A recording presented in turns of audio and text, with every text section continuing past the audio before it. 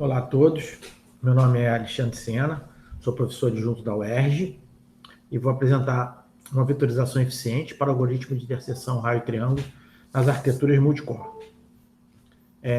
Esse é um trabalho conjunto com os professores Aline Nascimento, do Instituto de Computação da UF, e Alexandre Neri, da Universidade de Brasília, e também o aluno de mestrado em Ciências Computacionais da UERJ, Adriano Sampaio, que acabou de se formar.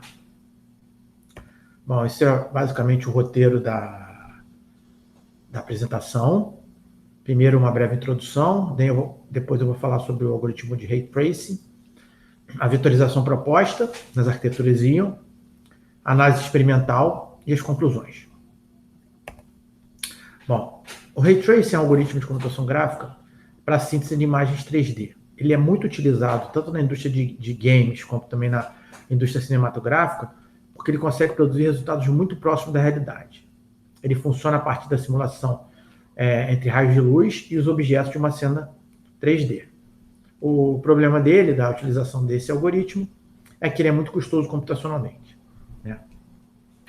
Uma opção de execução desses algoritmos são as máquinas multicore, que estão presentes na maioria dos ambientes hoje.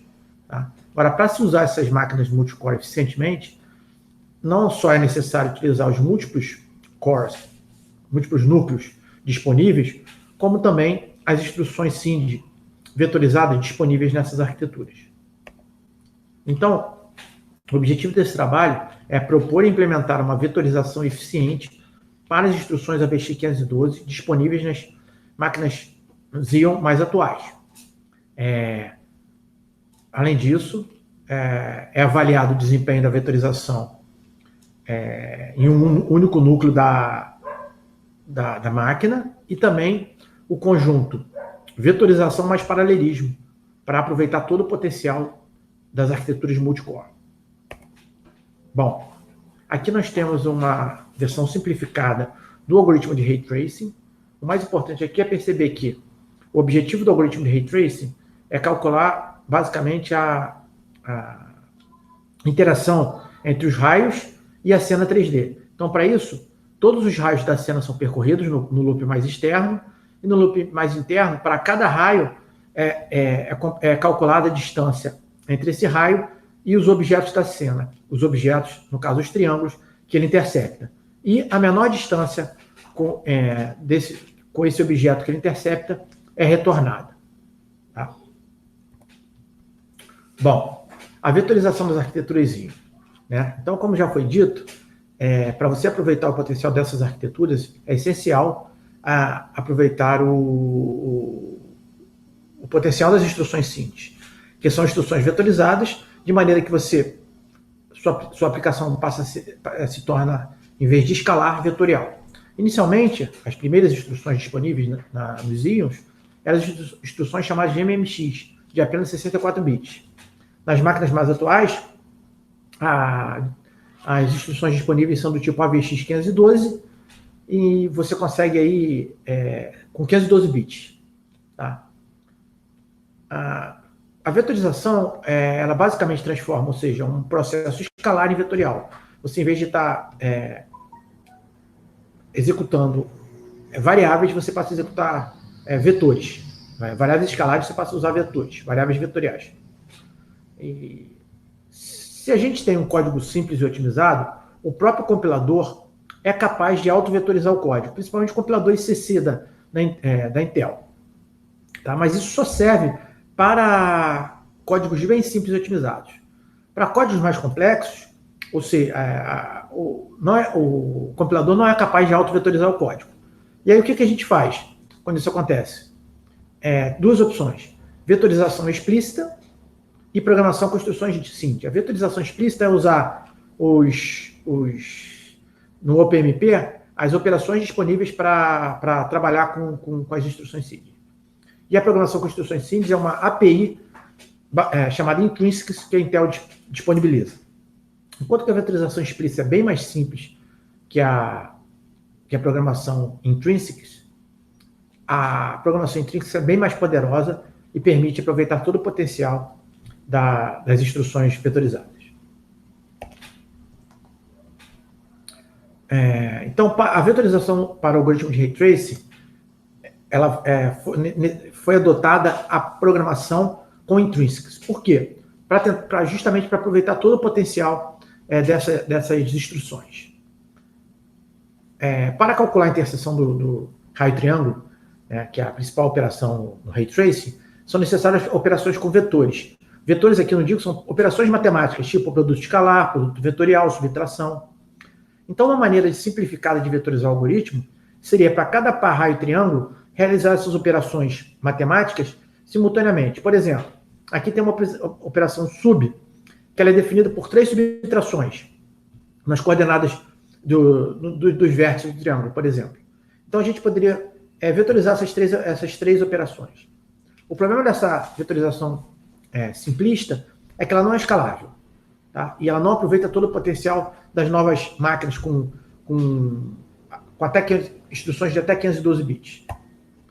Então, a abordagem adotada nesse trabalho, como o cálculo de interseção de cada raio com cada triângulo da cena independente, a estratégia proposta é calcular a interseção de um único raio com vários triângulos simultaneamente. Mais especificamente, como são instruções AVX 512 e a gente consegue usar a operação de ponto flutuante, a gente vai calcular ao mesmo tempo a interseção de cada raio com 16 triângulos. Tá? Então, para isso, optou-se por utilizar uma variável para cada coordenada do triângulo, para facilitar a abordagem. Então, por exemplo, nós temos o vértice V0 de um triângulo, eu uso uma variável V0x, V0y, V0z para cada coordenada do triângulo. O algoritmo vetorizado está disponível no artigo, tá? Ele é razoavelmente complexo. Aqui eu vou mostrar para vocês a ideia por trás da vetorização proposta nesse trabalho. Repara que aqui a gente tem a operação de subtração. Tá? Então, eu estou subtraindo do vetor do vértice 0, da coordenada x e da coordenada y. Então, eu preencho essa variável vetorizada V0x com 16 posições desse vértice, 16 próximas posições para esse vetor. E a mesma coisa com a variável vetorizada V0y. Aí depois, quando eu faço essa operação sub V0x, ao invés de eu estar fazendo uma subtração em uma única parte do vetor, eu estou fazendo subtrações ao mesmo tempo nas 16 posições da variável vetorizada e guardando o resultado na variável vetorizada R. Então é assim que a gente faz as operações matemáticas para essa vetorização. Uma outra coisa importante que a gente utilizou muito nessa vetorização foi uma máscara. Então, por exemplo, eu tenho aqui a variável vetorizada U.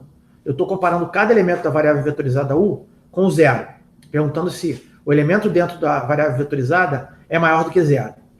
Isso vai retornar uma máscara de bits. 0 se for falso, 1 se for verdadeiro. Então, se a máscara de bit for toda falsa, eu deixo de entrar no if e deixo de executar essas instruções dentro do if. Tá? Então, foi uma outra coisa muito utilizada nessa abordagem. Bom, aqui eu vou mostrar os resultados, tá? Análise experimental.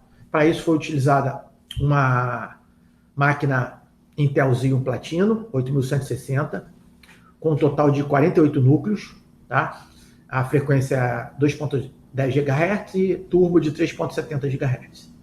O importante dessa máquina, sim, é que ela tem instruções AVX 512, então permitiu que, para instruções de ponto flutuante de precisão simples, a gente conseguisse realizar ao mesmo tempo 16 operações simultaneamente. Todos os experimentos realizados aqui foram executadas 30 execuções para cada uma das versões. O resultado que a gente coloca ali são a média aritmética dessas 30 execuções e também foi calculado o coeficiente de variação. Tá? Bom, aqui eu mostro o resultado, tá? Onde vocês veem ali tempos, para 3 versões. Quais são essas versões? A original, tá? Que não foi a versão original que a gente tinha do Ray Tracing. Uma versão chamada otimizada. O que é essa versão otimizada? É essa versão onde eu já coloquei os vetores separados pelas coordenadas. Um vetor para a coordenada x, y, z. E a versão vetorizada. Tá? A versão vetorizada é a versão que eu fiz, foi toda programada em Intrinsics.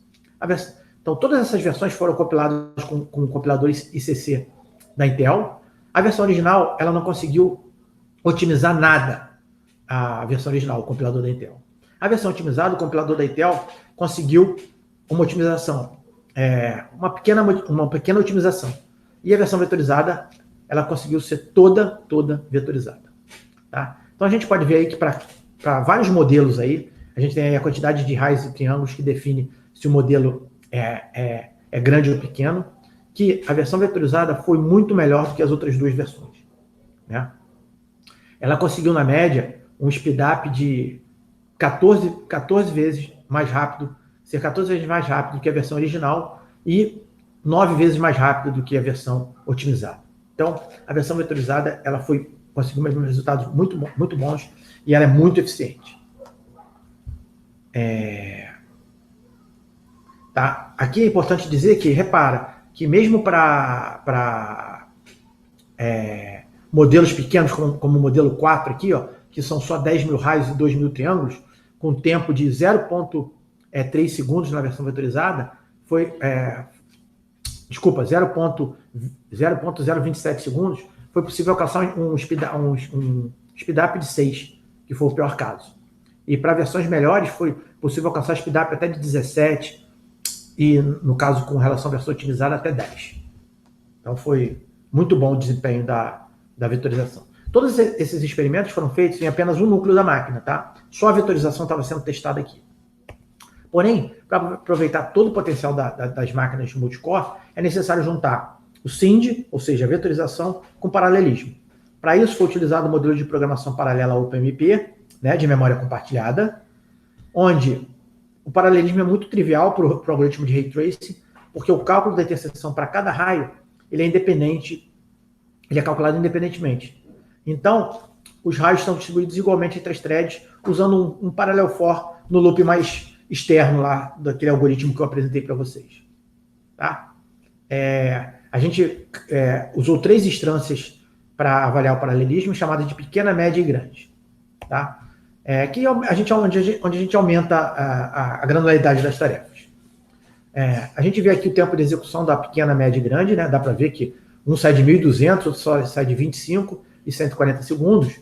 Dá para ver que à medida que a gente aumenta a quantidade de núcleos, melhora bastante o desempenho da aplicação. A princípio, o comportamento parece muito similar, só que quando a gente analisa o speedup para essas 3 instâncias, dá para ver que para a versão grande, de granularidade mais grossa, o speedup foi bem melhor, próximo de 35. E para a versão pequena, ficou na casa de 12 o speedup. Então, realmente, a granularidade mais grossa da instância maior fez bastante diferença. Né?